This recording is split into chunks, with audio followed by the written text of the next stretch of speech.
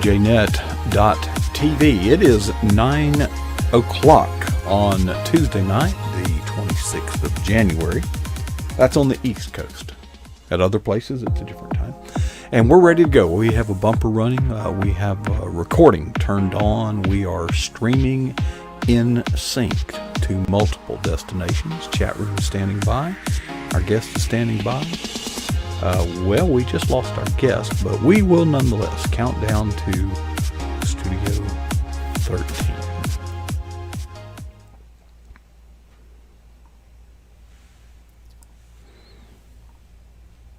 Okay. Well, good evening and welcome to pjnet.tv. And we are hurriedly, yeah. Can you hear me, Gene? We lost our connection with our guest right as we went on the air, of course. And let me kind of clean things up here a little bit. And there we go. Folks, it is a pleasure. And to be honest, I don't remember exactly how we intersected with the man behind the stories that you are going to hear tonight. But I am thankful to the Lord. And I appreciate you all that send people our way who are impacting the lives of others in direct ministry, intervening in other people's lives. Behind me, you see the logo, Our Daily Bread Kitchen. Now, I don't know that much about it. I can kind of guess, but let's not do that. Let's hear from the authority, Coach Gene Woodle. First of all, Coach, congratulations on an outstanding victory on the court last night. Have you had time to decompress over that now? We're okay? Yeah, we actually have practice tonight, man. Try to get ready for the next game. So I apologize. I don't have a lot of voice. I use a lot of voice as coaching, just to try to get my kids in the right place. Not really yelling at them, but just trying to keep them in the right place. You're just passionate, that's okay. We understand. Gene, in the 20 minutes we have tonight, let's get into it. The reason that, who contacted you about PJNet? Do you remember? I don't. Barbara.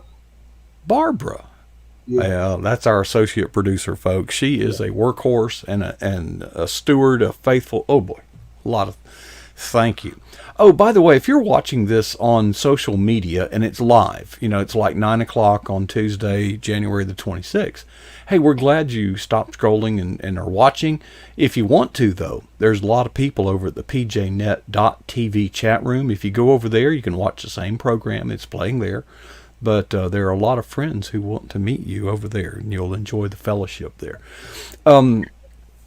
Gene, the Our Daily Bread Kitchen, that ministry goes back. This is not one that you started. Your involvement is rather recent, but I see behind you a blue sign. I can see the word Atlas, but I think it says, what is it? Who was it? Dora.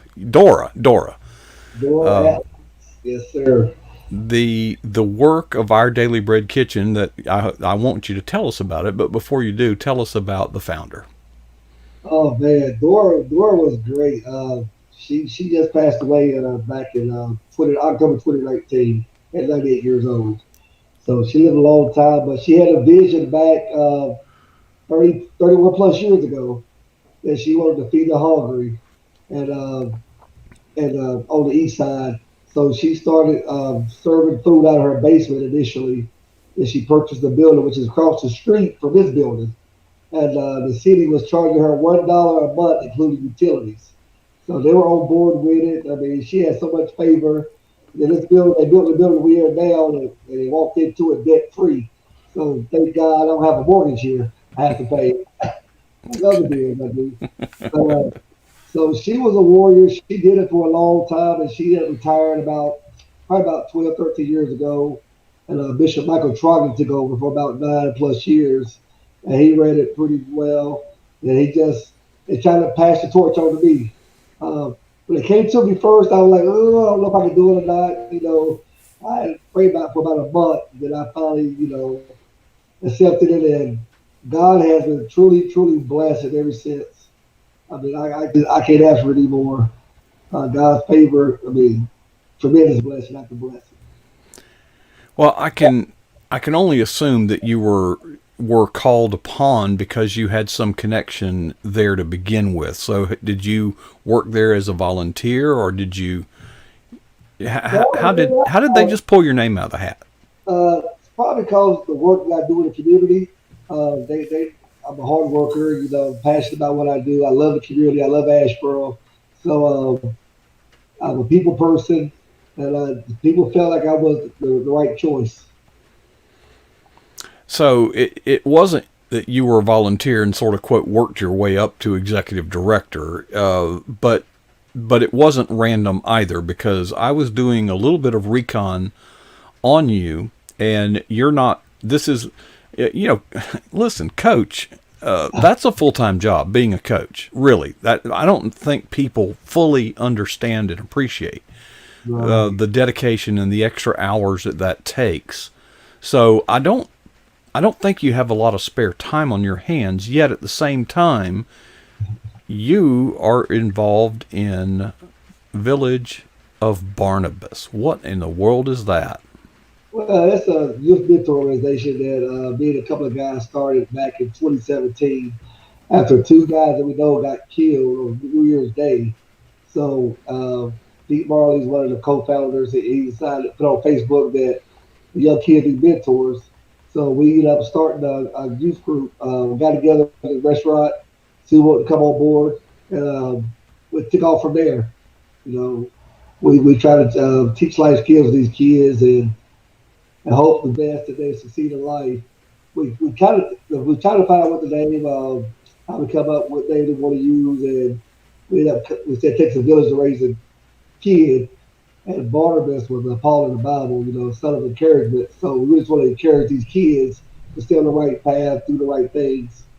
So we try to turn these generational curses into generational blessings. Um, if you are coaching athletes, that's mentoring in and by itself. Yes, it is. So I can understand, the burden for that kind of ministry being upon you. Now, folks, I've turned my microphone down a little bit. We're in Florida, and we are experiencing some climate change, and we do have a tin roof here. So, um, how how do you find people to mentor? Does the judge send them to you in lieu of incarceration? Do teachers? How do you get referrals? How do you intersect with young? Is it co-ed by Yes, males sir. and Yeah, females? female, male and female. We like you said, teachers. A lot of teachers, a lot of guidance counselors, social workers, DSS. Have had attorneys contact me as well as a couple of judges. But it's word of mouth. You know, they see what you're doing with their child, and one kid we had, had a 0.8 GPA, graduated last year, up higher to 2.5, 2.8. So we just there to help these kids, get along and go and see them graduate and move on to the next level in their life. I assume that I know the challenges of these young people that you're mentoring, but tell me, in case I'm wrong, what are the biggest challenges that you face in the lives of these young men and women? Well, a lot of it's the home environment. These kids don't. None of them have fathers in their lives. Some I don't knew have that mothers, was. How did I know that was coming? and some don't have mothers in their life. It may see their grandma or auntie raising some of the kids, and we there to try to just try to guide them, man. We with them maybe 2 3 hours a day or 2 or 3 hours a week, and that home life. If they're in the home life and this environment is, foul language and dirty music, it's a lot to overcome sometimes. I'm trying to change these guys' mindset and try to give them confidence so they can do something other than what they see every day. It must be a struggle, when you're trying to help people like that. But some people, well, they don't want to be helped. Really, they've got to want it. That's true. I tell kids all the time, you got to want it. I said, we can't want it for you. We can try to guide you. We can put the blueprint out there. We can pray for you, but ultimately, you still don't have to want to change yourself. I tell my kids on the basketball court. I tell my kids that at home. I got an 8th grade son at home. That's friends with a lot of these kids. I got to stay on him a lot. His focus is short too. In the time that you've been mentoring young men and women, what's the high point? Ooh. Well, last year I think it was seeing four of them graduate from high school. That was a high point. High point is seeing them get saved in church. Going to the altar without me having to call them, tell them to go to the altar. They walk up there themselves and get prayed for. A couple got baptized the other week, 2 or 3 months ago, and those are the high points. I had a call like the other day from one of them graduated. They asked, my wife is Jackie. She said, "Can I take you and Miss Jackie out next Saturday out to eat on a couple's day?" I said, "Why?" He said, "Just wanted to say thank you for all y'all did for us the last 3 or 4 years." So that right there touched my heart as well. It's just that you want to see them give back. You want to see them be able to give to the next person. So those parts, hey, it's all well worth all the headache and everything else that people don't see behind the scenes. Calls late at night, having to go see thousands 12 at midnight. You know, so yeah, it's a lot of headache in the background, but it's all well worth it. It's worth it. If you just keep doing it long enough, one of these days, one of the young men and women that you mentored will join you on the team to be mentors. That is the plan. That's one of the plans. But it would be on the team, and they can Mm-hmm. they can relate. They can be transparent. So that would be awesome. All right. I Well, know. we're a little past the halfway mark, and we haven't really talked about the Daily Bread Kitchen, which I asked you how did they tap you for executive director, folks. He might not say this about himself, but you were distinguished with an award from the governor of North Carolina just last year. Yeah, yeah. It was surprising to me. And actually, I think my fellow, I work in Asheville City Schools as well. And I think some of the administrators nominated me for an award. And they came to school, gave me some roses, and said Just what congratulations. every man needs, especially a coach. Kind of felt like, oh man, I don't know what roses, but I'll take them. It was a surprise. It was good. They had a dinner for us at the country club and gave us a little pin to say the Governor Award winner. And it was nice. It was a great honor. I don't do things for accolades and honor awards, but it's good that I guess people are noticing and seeing the good work that I'm doing. Well, I've visited the state of North Carolina, and I've met a lot of good people up there. So if the governor of all the great and wonderful people in the state of North Carolina, for the governor to honor you with that, uh, says a lot about your heart. So, all right, the Daily Bread Kitchen. Okay, y'all.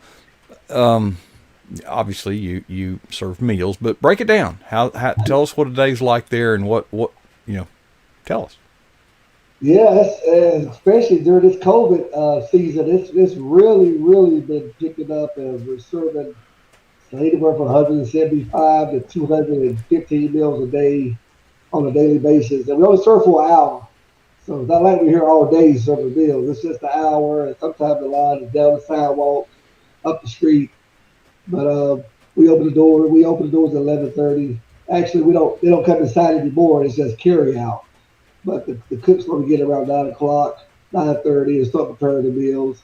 And a lot of people don't see what goes on behind the scenes that either. It's a lot of work trying to prepare a meal for 200 people, especially when they have one or two people here cooking. Sometimes they have a house full, but sometimes it's one or two volunteers being somebody else. But sometimes it's just me. I had to call my dad or my family is so supportive. I can call them or send a message on a group chat, send my niece to come, send my dad to come. You know, they'll call a couple of friends, they'll come. But it's big. We're not only just serving food, but we give out a lot of other stuff too: clothes, coats, shoes, boots. You name it. Other food that we give out that I get in. I get so many donations in. It's unreal how supportive this community is. Uh, And today, alone, I got 27 boxes of food. with milk, dairy product, all the food groups in it. And I got some other stuff from some other volunteers to go containers, about 20 of them. I big canned goods from another volunteer supported today. So it's just been a blessing after blessing. I know a little bit about feeding. I served as the disaster relief director for the Florida Baptist Association for 14 years. And actually, let me do a commercial. Southern Baptists are responsible for some 95% of the hot meals that the Red Cross has ever delivered. Also, Okay. So here's my point: is I didn't work in the feeding unit, okay, but nonetheless I was there and had the first thing that I was impressed with is that our volunteers and the way that we operate that kitchen is held to the same standards and is licensed as a restaurant. yeah. Okay, it's not just a do-gooder thing. Here's some bags of potato chips and prepackaged stuff. But when you start preparing food, do you all face similar standards there? Oh yeah, oh yeah. And all the elderly, the retired ladies that work here, they'll let you know, hey, wash your hands, put your gloves on, make sure your mask up. You Yeah. know, I mean, everything is super clean. I have Joanne Boss. I got to give her a shout out because she is so great at making sure this facility stays clean. She don't like to cook; she just want to come in and clean, and she does Well, an excellent job cleaning. here, let I'm me like, give her my address. Let me give her my. I said, Joanne, she don't have OCD. I said, Yeah, shit. I I don't mind mowing the grass, but I don't like doing dishes. I don't mind cooking. I just don't like them. Yeah, She I does it. I'm so grateful for her. So grateful. so you're in the neighborhood of 200 people per day. This is a 1 hour, basically a 1 hour window, and in that 1 hour, uh, that's an army of folks to feed. So how many volunteers are in there? I guess it varies, but what's the ideal? Yeah, today we had about 4 or 5 people a day. 5 people. I like to have 7 to 8 most days. Some days I have 2 or 3. One day it'll just be Joanne and another guy. So it just varies, but it's like that though. It's kind of rough trying to cook, keep everything food cooked, and somebody serving at the front, and then serving making the plate. We all carry out trays, so we just make Hmm. the plate serve in the front. So sometimes, I mean, at least 5 people, 5, 6 people is good.